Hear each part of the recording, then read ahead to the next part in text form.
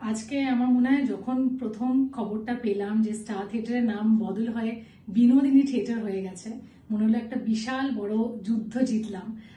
প্রথমত অনেক অনেক অনেক মানে অসংখ্য ধন্যবাদ আমাদের মাননীয় মুখ্যমন্ত্রীকে, যিনি এই জিনিসটা করলেন। অবশ্যই আমার ছবি রিলিজ হচ্ছে 23 তারিখ, Binodini, and of course it's an overwhelming feeling. কারণ যেরকমভাবে আমার মনে হয় আমাদের ভারতের স্বাধীনতার জন্য আমরা 200 বছর লড়েছি, তারপরে স্বাধীনতা পেয়েছি 1947-এ। আজকে হয়তো বিনোদিনী দাসী 140 বছর, প্রায় 140 বছর লড়াইয়ের পর 2024 মানে আর একটা দিন পেরোলে 2025 হয়ে যাবে, সে তার যুদ্ধটা জিতলো। তো ফাইনালি একজন নারী তার যোগ্য সম্মান, স্বীকৃতি পুরোটাই পেল।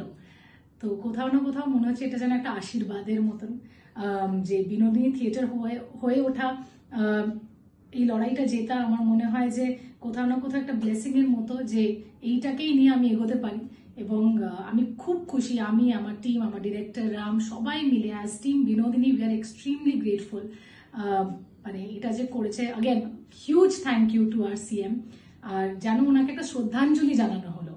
তো আমি খুবই খুশি এই মুহূর্তে। আমার মনে আছে খবরটা পেয়ে আমি কেঁদেই যাচ্ছিলাম আধ ঘন্টা ধরে, বিকজ প্রতিটা মুহূর্ত যতবার আমি সিনেমার শুটিংটা করেছি অ্যাকশন আর কাটের মধ্যে, আমি ওটাকে ফিল করেছি যে এইরকম একটা অন্যায়, এরকম একটা অপরাধ হয়ে গেছে একজন নারীর সাথে একটা পুরুষতান্ত্রিক সমাজের মাধ্যমে, কিন্তু সেটা যে ফাইনালি গিয়ে জিতেছে, সেটা আমার মনে হয় শুধু আজ বিনোদিনী দাসীর নয়, বা আজকে আমি বিনোদিনী করছি বলে তা নয়, প্রতিটা নারীর একটা জয় আজকে এই মুহূর্তে। So I am extremely happy যে আজ থেকে স্টার থিয়েটার আমাদের বিনোদিনী থিয়েটার। Thank you.